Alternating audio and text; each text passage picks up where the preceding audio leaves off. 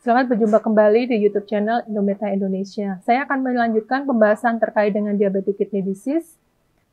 Dalam hal ini terkait dengan treatment atau guideline dan rekomendasi penanganannya.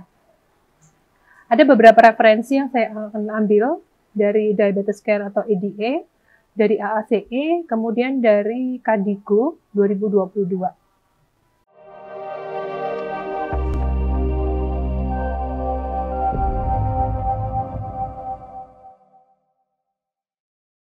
Nah, kapan kita harus melakukan screening pemeriksaan diabetic kidney disease? Jadi sudah saya sampaikan bahwa untuk mendiagnosis diabetic kidney disease ada dua pemeriksaan yang kita butuhkan, yaitu albumin urea dan estimated GFR.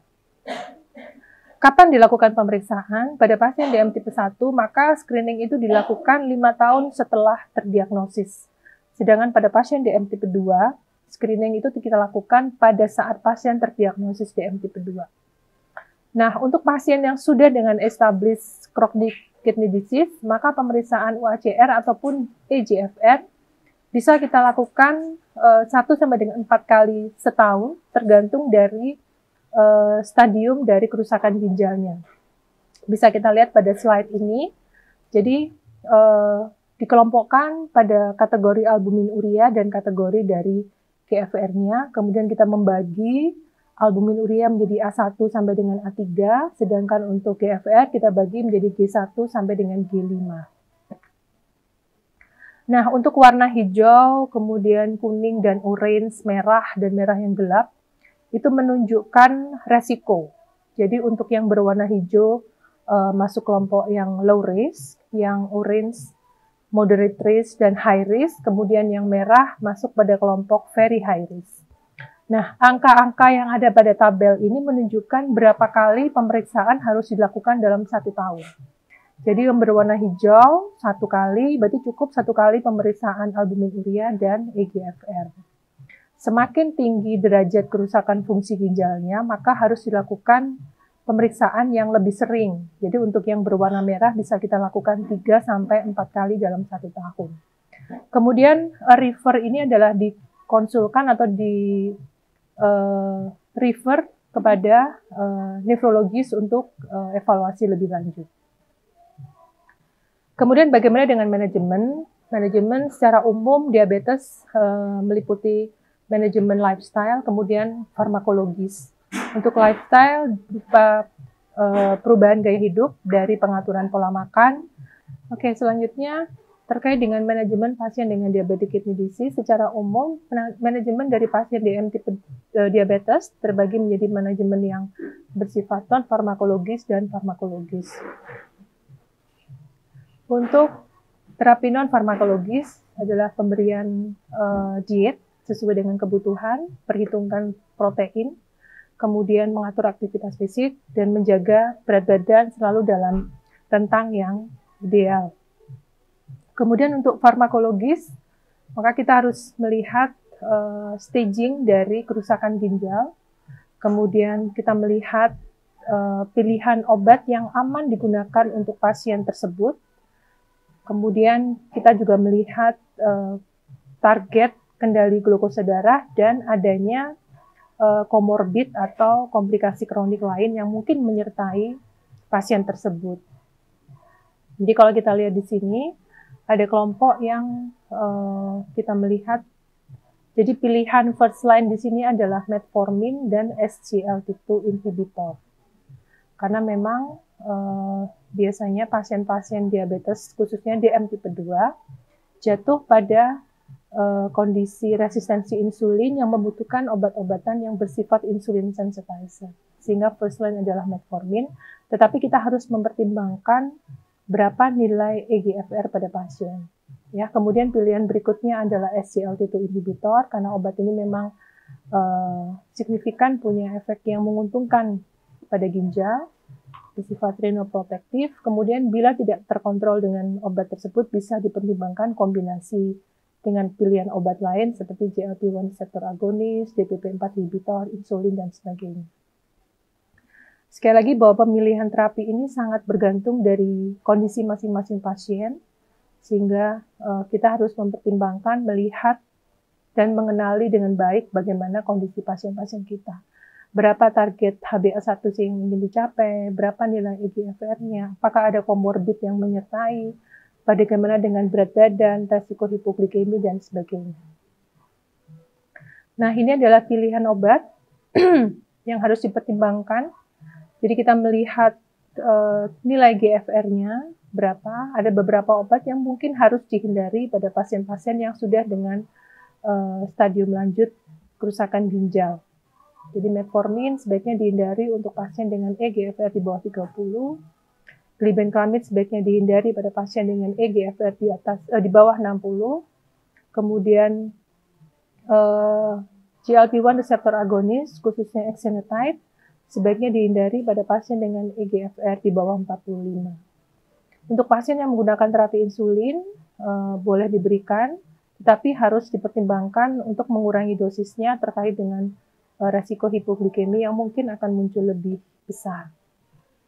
Bagaimana dengan pioglitason? Masih terbatas data pendukung yang menyebutkan keterkaitan antara resiko yang muncul dengan penggunaan pioglitason khususnya pada eGFR di bawah 15 ml per menit. Nah, terkait dengan penggunaan metformin pada pasien DM tipe 2, kalau kita melihat memang sebaiknya kita melakukan evaluasi secara rutin eGFR untuk pasien yang menggunakan terapi metformin. Bila eGFR-nya di bawah 30, maka sebaiknya dihentikan. Tapi kalau didapatkan nilai eGFR antara 30 sampai 44 atau 45 sampai 59 dan di atas 60 ml per menit, maka kita bisa mempertimbangkan ya dengan mengurangi dosis atau menggunakan sediaan yang sifatnya immediate release atau extended release. Nah, kemudian untuk pilihan obat lain pada pasien dengan diabetic kidney disease atau pasien DM dengan CKD, tadi sudah saya sampaikan terkait dengan first line drug terapinya adalah SGLT2 dan metformin.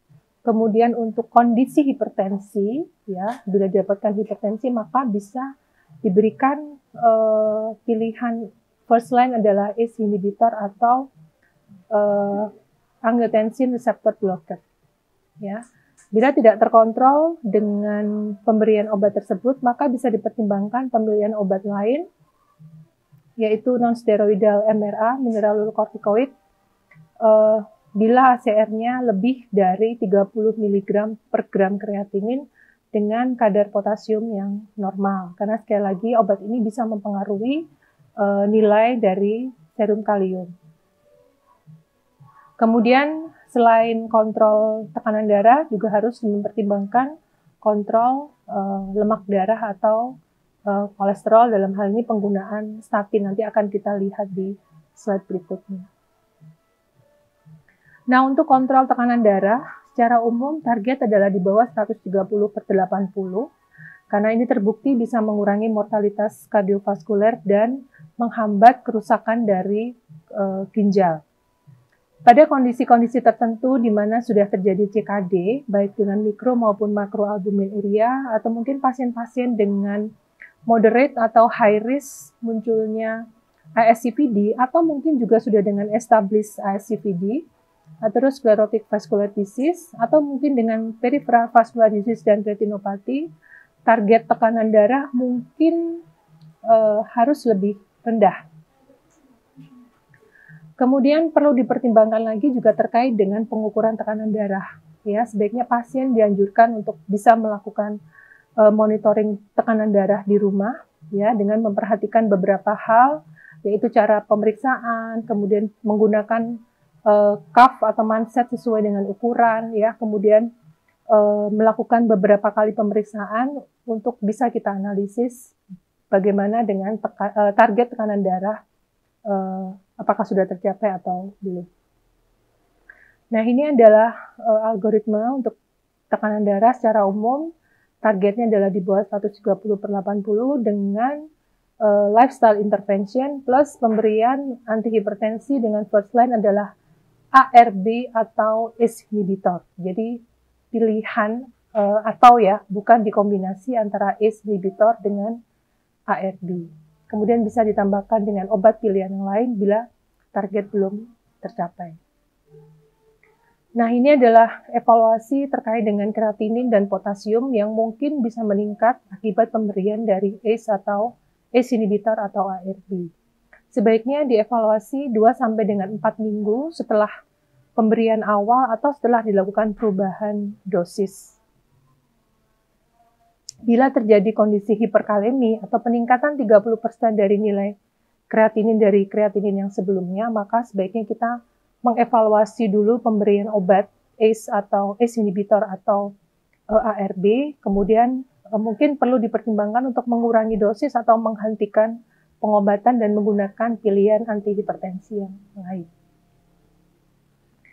Berikutnya adalah terkait dengan kontrol lemak darah. Kalau kita lihat di sini, maka pertimbangannya adalah pilihan pertama tetap menurunkan LDL kolesterol dengan pilihan obat yaitu golongan statin yang bisa dikombinasikan dengan ezetimibe.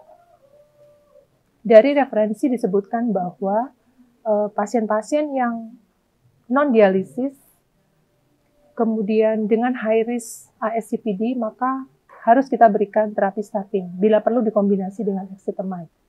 Pada pasien-pasien dialisis yang sebelumnya sudah menggunakan terapi statin, maka statin bisa dilanjutkan, tetapi untuk pasien dialisis yang belum ada riwayat penggunaan statin sebelumnya, maka sebaiknya tidak kita berikan terapi statin. Bagaimana dengan penentuan dosis dari statin? Bisa dilihat dari slide ini. Jadi ada beberapa jenis statin yang mungkin kita sudah sering gunakan, tapi ada beberapa hal yang mungkin perlu diketahui terkait dengan rute clearance dari obat ini, bisa melalui liver atau bisa melalui ginjal. Untuk dosis bisa dilihat pada tabel untuk stage 1 sampai dengan 3 ataupun stage 4 sampai dengan 5. Demikian yang bisa saya sampaikan terkait dengan diagnosis dan manajemen dari diabetic kidney disease. Semoga bermanfaat. Jangan lupa like dan subscribe YouTube channel Indometa Indonesia.